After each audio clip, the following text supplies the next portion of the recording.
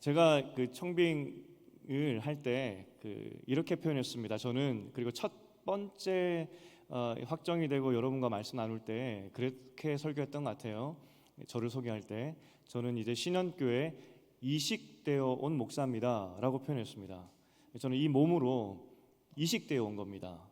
신현교회라는 주님의 몸이 있었는데 거기에 저는 한 부분으로 이식되어 온 겁니다. 그게 1년이 지났고요. 제가 여러분과 이제 한 몸이 된 것처럼 느껴지십니까? 네.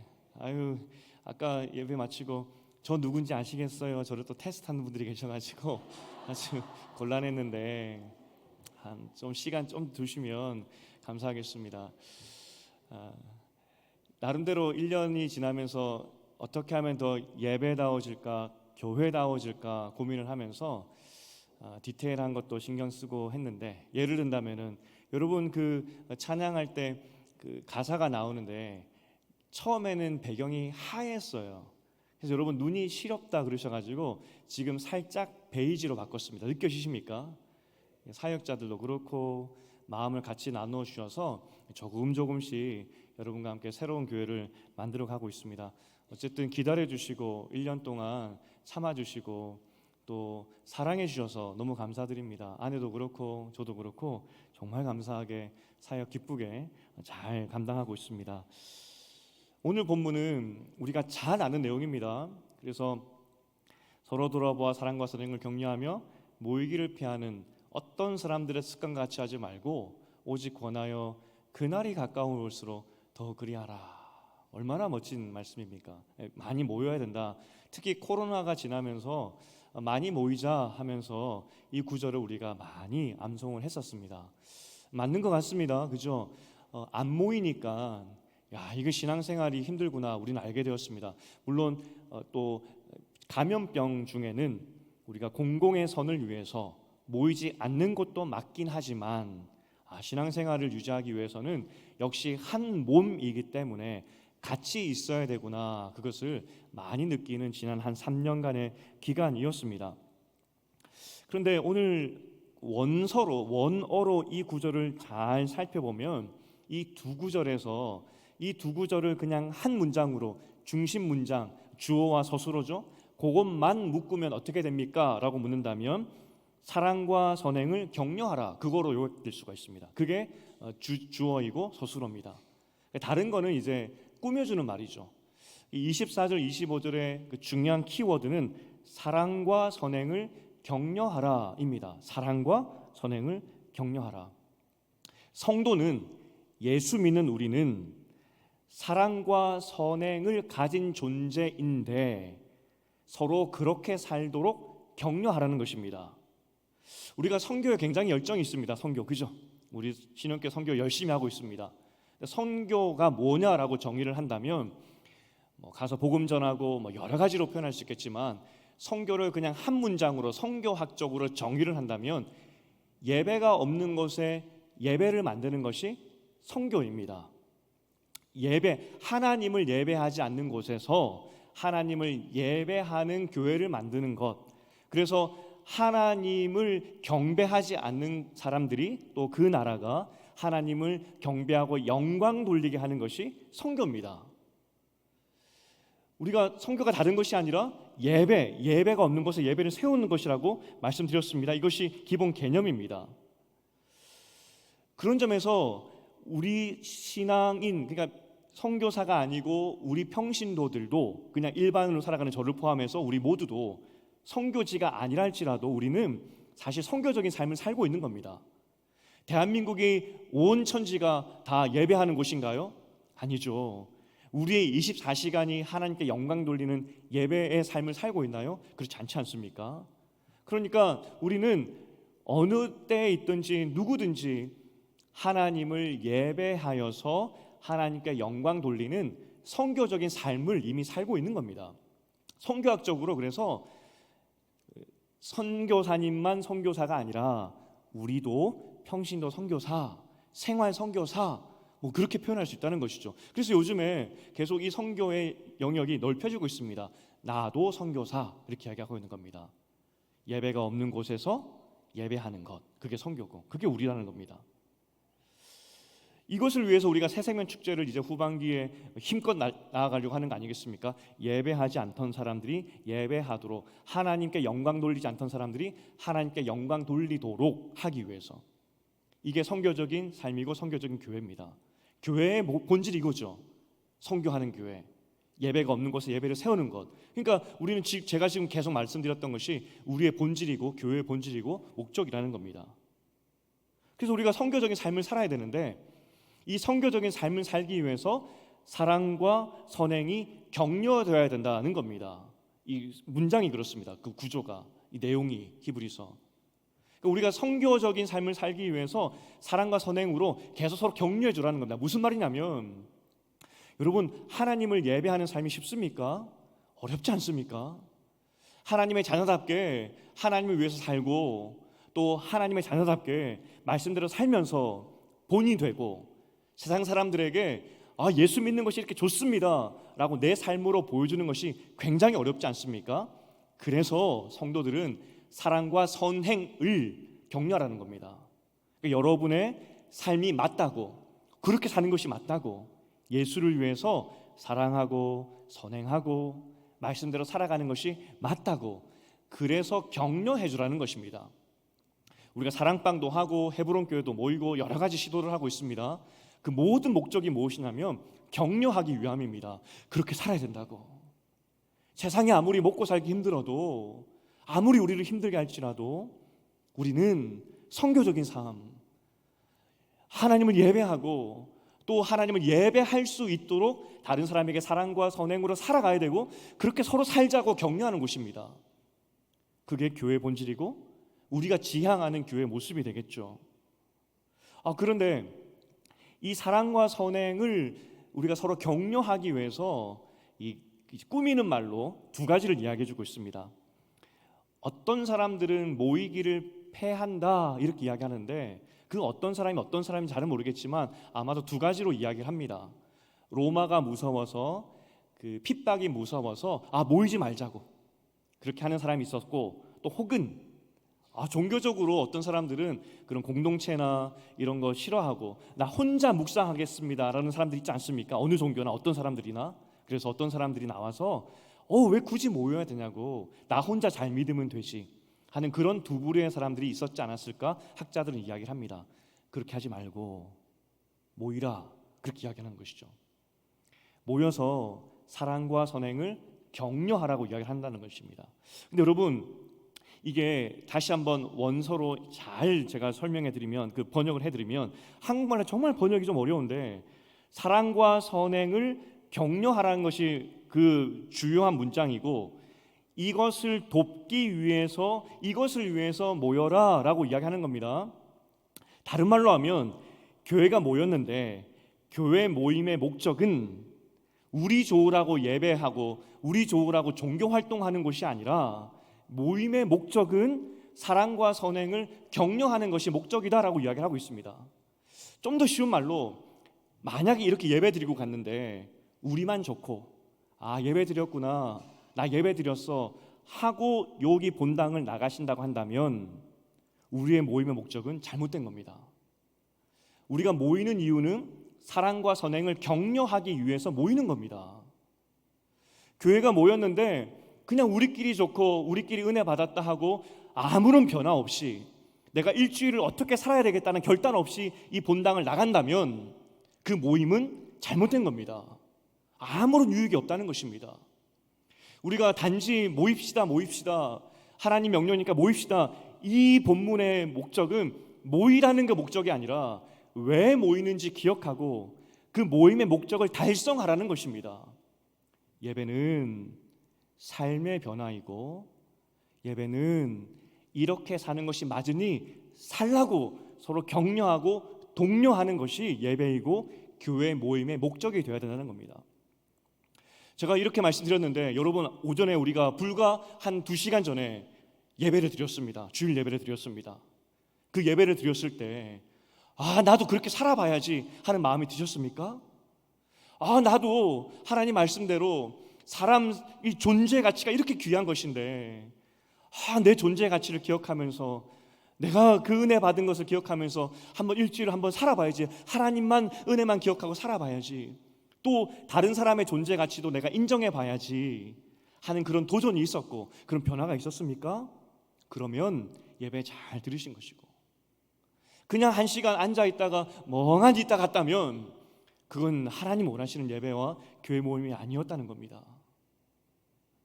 제가 이 설교를 오래 하고 지금 사역을 또 오래 했기 때문에 이런저런 성도님들의 칭찬들을 듣게 되죠. 듣기 좋은 칭찬도 있고 잘 못하지만 그냥 칭찬해 주시는 것도 많았습니다.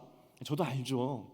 그런데 제가 지금까지 들었던 가장 좋은 칭찬, 그리고 앞으로도 제가 듣고 싶은 칭찬이 있는데, 그게 뭐냐면 이민교회를 섬겼을 때입니다.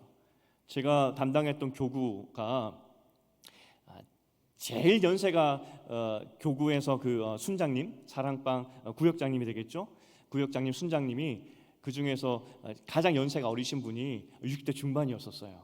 굉장히 고령화된 구역이었죠. 이민교회가 다 그렇습니다. 다 이제 60, 70 은퇴하시고 그런 분들이 구역장 하시고, 그 중에 제일 젊었던 분이 안수 집사님이셨는데 60대 중반으로 제가 기억이 됩니다. 근데 이민교회는 이렇게 교구 모임이나 이런 모임들이 가정에서 많이 좀 드려요. 한국교회랑 조금 다르게. 그래서 담당 목사가 구역 예배를 인도하는 경우가 참 많습니다. 가서 구역 예배도 드리고 교구 연합 예배도 드려야 되고 거의 그런 사역이 참 많습니다. 구역 예배 여러분 설교해도 얼마나 길겠습니까? 한 10분, 15분 그 정도 되죠. 그래서 나름대로 열심히 준비해서 갔습니다. 열심히 준비해서 갔습니다. 근데 그 집사님이 그렇게 저와 그렇게 사역을 하고 오랫동안 사역을 하고 어느 날 저한테 그러시는 겁니다. 목사님의 설교를 듣고 있으면 엉덩이가 들썩거립니다. 그러시는 겁니다. 목사님의 설교를 듣고 있으면 구역 예배를 할지라도 엉덩이가 들썩거립니다. 전 너무나 기뻤습니다. 제가 설교 잘하는 그걸 말하는 것이 아니라 우리가 모여서 이렇게 예배드리고 말씀을 듣고 소그룹하고 기도 제목 나누고 하는 모든 목적은 엉덩이가 들썩거리게 하기 위함이라는 것입니다.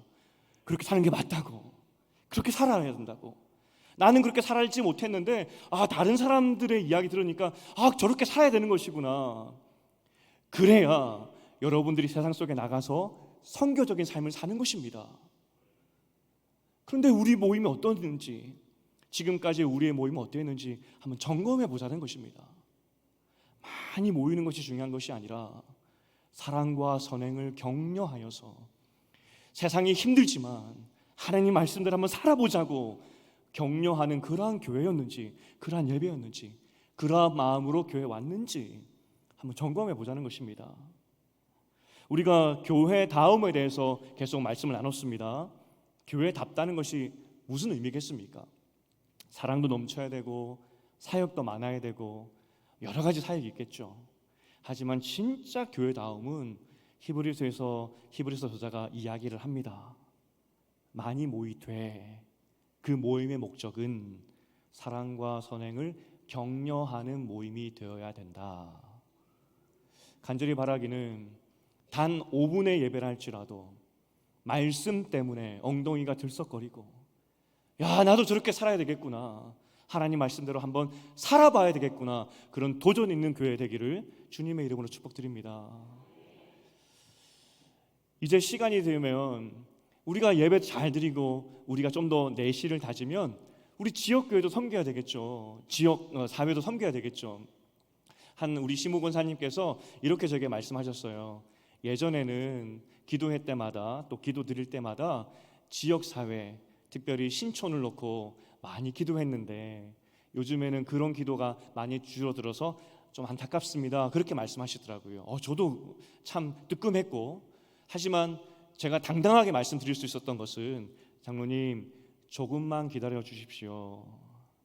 우리 성도님들 조금만 기다려 주시면 은혜가 넘치고 사랑과 선행이 우리 가운데 넘쳐나기 시작한다면 자연스럽게 지역사회를 섬길 수밖에 없을 것입니다. 그게 제 고백이었고 제 믿음입니다. 하나님께서 왜 여기에 신현교회를 세우셨을까요? 우리끼리 종교활동 하라고 세우셨을까요? 그건 아니겠죠.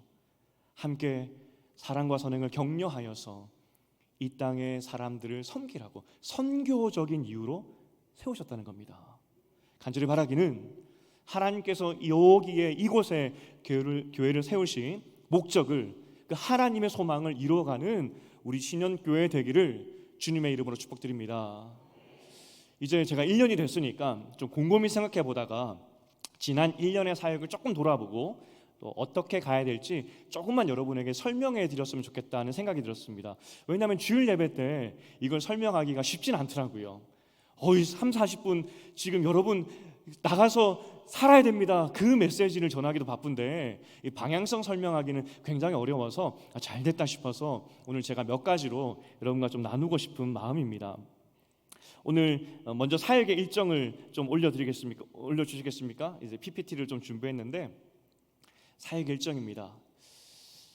한 가지 아울러서 제가 말씀드리고 싶은 것은 여러분 월요일 날 제가 설교 월화 새벽 기도를 제가 담당하고 있습니다. 왜 월요일 날 제가 새벽 기도를 담당하시는지 아십니까? 왜?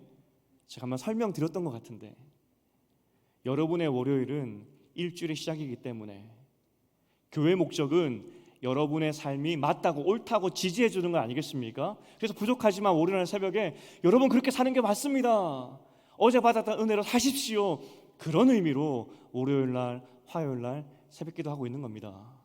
그래서 막간으로 광고한 겁니다. 많이 들어주시고 여러분의 일주일이 말씀으로 승리하기를 바랍니다. 우리 후반기 사역 일정인데 7, 8월 방학이 있고요. 그리고 9월 1일 날 교구 연합 개강 예배가 있습니다. 그리고 주목할 것은 곰곰이 생각해 보다가 9월 달 초에 작은 부흥회를 한번 했으면 좋겠다는 생각이 들었습니다. 기왕 후반기를 시작하는데 함께 힘있게 엉덩이가 들썩거려야 되지 않겠습니까? 그래서 첫째 주 목 금요일 날 그렇게 저녁에 모여서 작은 부흥회로 함께 후반기를 시작하려고 하고요. 그리고 후반기에 중요한 사역이 교회는 복음 사역인데 새생명 축제가 우리 교회에서는 가장 중요한 사역이 될 것입니다. 벌써 전도 그러니까 우리 마음가운데 부담감이 있죠.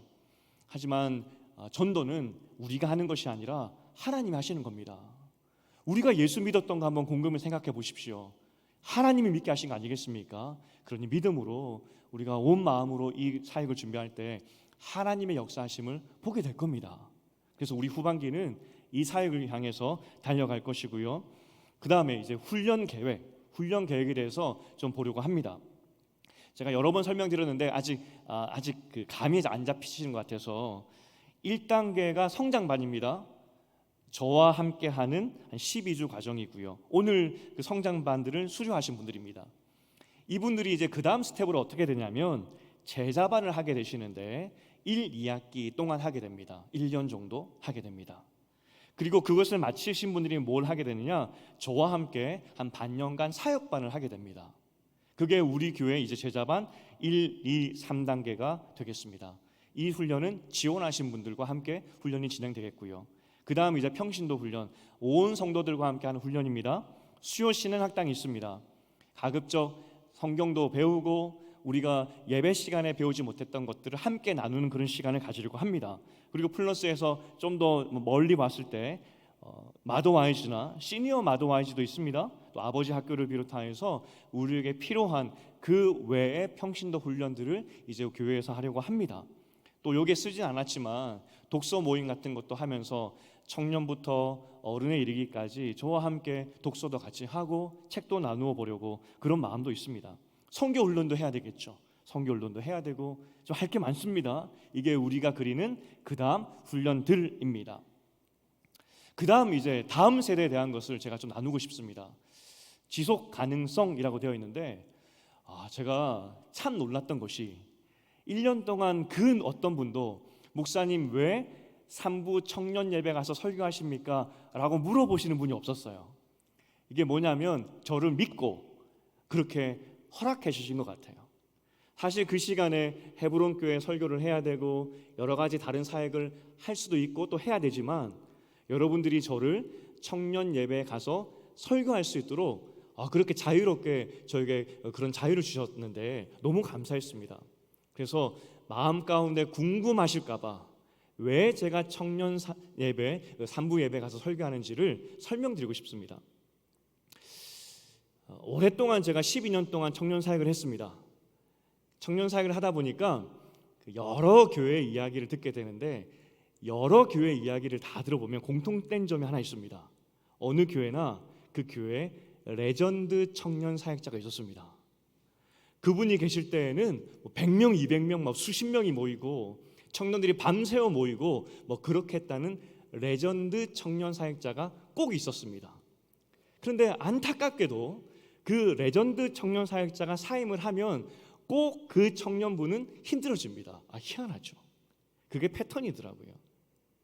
그럼 저도 여러분 레전드 사역자였을까요? 아니었을까요? 대답을 해주시면 상처받았는데 정말 안타깝게도 제가 있는 동안에 열심히 했고, 또 이제 사임을 앞두고, 사실 목사라면 저뿐만 아니라 모든 목사의 고민일 겁니다. 누가 지속 가능한 신앙생활을 하기를 원하는 마음으로 사역을 다 하지, 누가 나 때만 잘 되면 좋겠다 그런 마음으로 살아가는 사람이 어디 있겠습니까? 그래서 어떻게 하든지 이 청년들이 잘 남아서 이 교회에서 신앙생활 계속했으면 좋겠다는 마음으로 진심으로 그렇게 사역을 하고, 제가 말씀드렸지만은 정말 그 청년들에게, 또 그 아이들에게 사임하는 날 연락도 하지 말라고, 전화도 하지 말라고 제가 얼마나 단호하게 이야기했던지, 한 청년이 되어서 이제 제가 주례를 했는데, 한국에서 미국에 있는 청년이 한국에 와서 결혼을 하게 됐습니다. 저한테 주례를 부탁한 거예요. 갔는데 주례를 하게 됐습니다. 몇 년 만에 만난 거죠. 그러면서 그 친구가 이야기를 하는 겁니다. 목사님이 마지막 날에 연락도 하지 말라는 것이 너무나 무섭게 들려서 연락하고 싶어도 연락도 못했다고. 그런데 그동안 목사님 설교 다 듣고 있었다고. 그러면서 제 설교를 줄줄줄 이야기하는 겁니다. 내가 뭐라고 연락자. 근데 그 중심은 새로운 사역자에게 마음 주라는 그런 것이었는데, 그런데 참 안타깝게도 모든 교회마다 레전드 사역자가 사역하고 그만두는 순간 그 청년들이 참 어려운 것을 보게 됩니다. 그런데 그럼에도 불구하고 흔들리지 않는 청년부가 가끔 있는데, 어떤 청년부냐면 담임 목사가 청년부에 설교를 하든지, 아니면 담임 목사가 청년들과 가까운 교회는 사역자가 바뀌어도 흔들리지 않더라고요. 이게 뭐냐면, 사실 청년들은 어른입니다. 다 큰 사람들입니다. 그리고 성년이기 때문에 청년들도, 제가 청년 산부 예배, 주일 산부 예배로 명칭한 것이 무엇이냐면, 교회의 한 몸으로 받아들이기 위해서 그냥 교육부 청년 예배로 명칭한 것이 아니라 산부 예배로 명칭한 것입니다. 청년들도 이 교회 안에 한 리더십, 그리고 한 방향성 안에 들어오지 않는 한, 그들은 사역자가 바뀔 때마다 흔들릴 겁니다. 지속 가능하지 않습니다. 하지만 우리 온 성도가 함께 관심을 가지고 특별히 한 정신으로 한 말씀으로 예배 드리기 시작할 때, 청년들이 신영교회가 우리 교회구나 하는 마음을 갖게 되더라고요. 그래서 청빙위원들은 기억하실 것입니다. 제가 다음 세대에 대한 계획에 냈을 때 담임 목사가 반드시 청년부 예배에 들어가야 되는데, 제 생각에는 저는 그래서 청년 예배 설교하겠습니다. 청년 사역자는 그럼 어떻게 하느냐? 충분히 저와 연합할 수 있습니다. 저는 설교하고, 우리 전도사님 또 혹은 목사님들은 양육하면 되니까 충분히 같이 사역이 가능하더라는 것입니다. 그래서 이 마음으로 제가 청년부 사역을 하고 있고, 그래서 사실 부담이 돼요. 제가 설교를 했는데 청년부가 부응 안 하면 제 책임이지 않습니까? 엄청 부담이 됩니다. 그래서 감사하게도 아직 제가 젊기 때문에 그래도 이상하다 하지 않는 것 같습니다. 하지만 언젠가 저도 나이가 들 겁니다. 그땐 자연스럽게 청년 사역자에게 이양할 수밖에 없겠지만, 그 날이 오기 전까지는 우리 청년부도 우리 안에 한 몸이라는 것을 보여줘야 된다는 겁니다. 사실 청년부가 살아야 교회 10년, 20년 미래가 있습니다. 지금 여기 앉아 계신 많은 분들이 청년부 때부터 신영교회에 계셨던 분들이죠. 그죠? 우리 몸이라 생각하고 여기 남아 계신 분들 아니겠습니까? 이 청년들이 10년, 20년 후에 여러분의 자리에 앉아 있을 거라고요. 그러니 좀 죄송하지만 청년 3부, 주일 3부 예배 제가 가서 계속 설교를 가급적 많이 하려고 합니다. 하지만 10년, 20년 후에 그 청년들이 자라서 이 자리에 앉아 있을 거라고요. 그러니 조금만 기다려 주시고 조금만 기도해 주시면 분명히 큰 부흥이 청년부 안에도 있을 줄 믿습니다. 아멘 하셨는데 이거 엄청 부담입니다, 사실은. 그래서 사실은 이거 녹화되고 있는데 많은 친구들 또 선후배들이 저한테 물어봐요. 부담 안 되냐고. 부담되죠. 하지만 제가 12년 동안 수많은 청년교회와 청년들을 보면서 청년들도 목자가 필요한데, 함께 신앙생활 할 수 있는 확실한 목자가 필요한데 부목사에게 맡길 것은 아니구나. 그게 제 결론이었습니다. 그래서 그런 마음으로 같이 좀 기다려 주시고 참아 주시면 감사하겠습니다. 이제 그 외에 한 가지 더 제가 여러분에게 말씀 나누고 싶은 것은, 제가 이제 7년 반을 이전 청년 사역을 했는데 청년들은 남녀가 똑같습니다. 그죠? 물론 지금도 남녀가 똑같긴 하지만 청년들은, 결혼을 안 한 청년들은 자매가 되었던 형제가 되었던 그냥 다 같이 임원도 되고 뭐 자매도 회장이 되기도 하고 하니까, 그래서 리더들도 자매 형제들 다 섞여 있고 그렇습니다. 그냥 평등한 거죠. 제 입장에서도 형제든 자매든 둘 다 귀한 하나님의 양들이고 자녀들입니다. 차별을 둘 수가 없습니다. 제가 사역을 하는데 저보다 4살 정도가 많았던 청년이고, 그리고 그 청년은 법을 전공했고, 그래서 여의도 그 국회에서 한 10년 정도 일을 했던 그런 청년이었습니다. 세상 돌아가는 것을 참 잘 아는 청년이죠. 근데 어느 날 그 청년이 저희가 와가지고 이야기하는 겁니다. 목사님은 어떻게 이렇게 주변에 구설수가 없이 그런 걸 잘 관리하십니까? 그걸 묻는 겁니다. 사실 제가 그랬어요. 형제, 목사가 구설수가 나면 어떻게 합니까? 큰일 나죠. 그랬더니 궁금하다는 겁니다. 목사님은 어떻게 주변에 그런 어떤 불미스러운 일들, 어떤 자본들이 없이 그렇게 관리하는지 물어보는 겁니다. 제가 한마디 했습니다. 그냥 조심합니다. 조심합니다. 제가 그 교회를 부임했는데 이전과는 좀 다른 고민이 빠졌습니다. 예배 마치고 청년들이 쏟아져 나오는데 형제들과 악수를 자연스럽게 하겠죠. 악수를 하는데 자매들에게 너무 미안한 겁니다. 자매들도 저의 귀한 양인데 형제들하고 악수하느라고 인사 못하고 막 휙 지나가는 것이 너무나 좀 미안했습니다. 그래서 제가 그 누구와도 예배 마치고는 악수를 안 해버렸습니다. 단 이제 따로 만나면 악수를 하죠. 그리고 가끔 자매들도 정말 사역자를 좋아하는 마음으로 목사님 하면서 악수를 청합니다. 그런데 그걸 또 뿌리칠 수는 없고, 여튼 그래서 아예 제가 사역을 시작하면서 그 누구와도 악수를 하지 않는 것으로 제가 딱 정해버렸습니다. 그러니 예배 마치고는 그냥 인사만 하고 다 지나갔죠. 사실 이것을 구구절절 설명하기가 좀 그래가지고 7년 반을 그냥 지나고 마지막 사임하는 날에 설명해 주었습니다. 여러분, 제가 악수를 안 했습니다. 왜냐하면 남자나 여자나 저에게는 다 동일한 성도들인데 제가 그 형제들이랑 악수하기 시작하고 또 그러다가 자매들도 목사님 하면서 악수하기 시작하다 보면은 혹시나 거기에 실수가 있을 수도 있고 불미스러운 일이 있을 수 있기 때문에 제가 의도적으로 악수하지 않았습니다. 양해 부탁드립니다. 그런데 오늘 나는 사임하기 때문에 여러분 모두와 악수하겠습니다 하고 악수 다 해줬어요. 여러분, 정말 안타깝게도 많은 한국교회, 특히 젊은이 사역들, 여러분들이 소식을 접하지 못한 경우가 훨씬 많은데 많은 젊은 목사들이 여러 가지 구설수 때문에 많이 넘어집니다. 지난 코로나 기간 동안에 제가 직접 아는 건 아니지만 건너 두 분이 사역을 그만뒀습니다. 아무런 잘못하지 않았지만 그런 구설수들 때문에. 자, 고민했습니다. 신학교에 왔는데 우리 권사님들 손을 어떻게 잡아드려야 될까? 어떤 분들은 손 잡는 걸 너무 좋아하시는 분도 계시지만 또 어떤 분들은 또 손 잡는 걸 별로 안 좋아하실 수도 있겠다. 그래서 장로님들께 조언을 구했더니 명쾌하게 말씀해 주셨습니다. 80세 이상 권사님들하고는 악수하십시오. 근데 제가 안타깝게도 80세 이상을 구별을 못합니다. 그러니까 여러분 오셔서 손을 내미시면 제가 덥석 잡아드리겠습니다. 덥석 잡아드리겠습니다. 하지만 80세가 안 됐다. 조금만 기다려 주십시오. 신방을 가면 제가 꼭 항상 손을 꼭 잡고 기도해 드립니다. 때로는 권사님이 괜찮다 하면 몸에 손을 얹고도 기도해 드립니다. 제 손 잡는 게 뭐 제가 손을 닳겠습니까? 얼마든지 제 손을 드릴 수가 있습니다.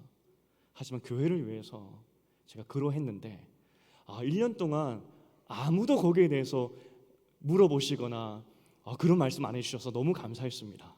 그래서 제가 오늘 두 가지를 설명해 드린 겁니다.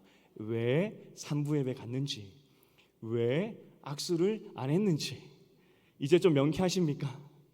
이제 손을 내시면 제가 덥석 잡아 드릴 테니까 언제든지. 마지막 슬라이드 보여주시겠습니까? 생명의 빛 신현교회입니다. 교회다움을 이야기하고 있고, 그래서 감사하게도 많은 분들이 교회가 따뜻해졌습니다 이런 말씀도 많이 해주시고 참 감사한 마음입니다. 하나님이 하신 것이죠. 하지만 결국 우리가 지향하는 지향점은 생명의 빛이 되는 교회입니다. 우리끼리 좋은 교회가 아니라 신현교회 십자가를 바라보면서 우리의 가슴이 뛰고 맞다, 저렇게 살아야지, 저렇게 사는 게 맞지 등대처럼, 또 우리 교회의 빛을 보면서 사람들이 돌아와서 하나님 사랑 안에 들어오는 것들, 생명의 빛, 이게 우리의 꿈이라는 것입니다. 앞으로 선교 여행도 가야 되잖아요. 국내에 수많은 우리가 교회를 돕고 있는데 그 교회도 가서 돌아봐야죠. 기도하기는 하나님, 우리 교회에 다시 한번 큰 부흥 주셔서, 다른 부흥이 아니라 마음의 심령의 부흥을 허락하셔서 생명의 빛된 사명을 잘 감당할 수 있도록 도와주시옵소서. 이게 우리의 꿈이 되기를 주님의 이름으로 축복드립니다. 이제 한 분 한 분 권사님들께서, 좀 죄송한 표현입니다, 하나님의 부르심을 받고 계신데 저는 그분의 인생들을 잘 모릅니다. 하지만 그분들의 걸어가셨던 인생의 이야기를 들어보니까 정말 귀하셨구나, 그분들이 이렇게 아름다운 교회를 만드셨구나, 책임감이 정말 무겁습니다. 하지만 제가 믿는 것은 하나님께서 과거에도 일하셨듯이 지금도 일하시고 앞으로 일하실 것이기 때문에, 우리 인내성이 무엇입니까? 어제도 계셨고 오늘도 계시고 앞으로 오실 그 하나님, 그 하나님이 우리와 함께 하시기 때문에 저는 걱정이 없습니다. 다시 한번 여러분에게 아내가 하지 말라고 했지만 걱정하지 마십시오. 하나님께서 우리 교회를 생명의 빛으로 삼아 주실 줄 믿습니다. 그러한 교회 되기를 축복드립니다. 이제 여름방학, 저도 마음에 많이 좀 죄송한 마음이 있지만 그래도 다시 힘을 합하여서 9월에 더 힘차게 나가기 위한 하나의 방법이다 생각해 주시고 건강하게 여름 보내셨다가 우리 9월 달에 다시 힘차게 새로운 사역들로 만나도록 하겠습니다. 수고하셨습니다 하면 안 되니까, 잘못된 말이라고 하니까, 한 학기 정말 고생하셨습니다. 제가 기도하겠습니다.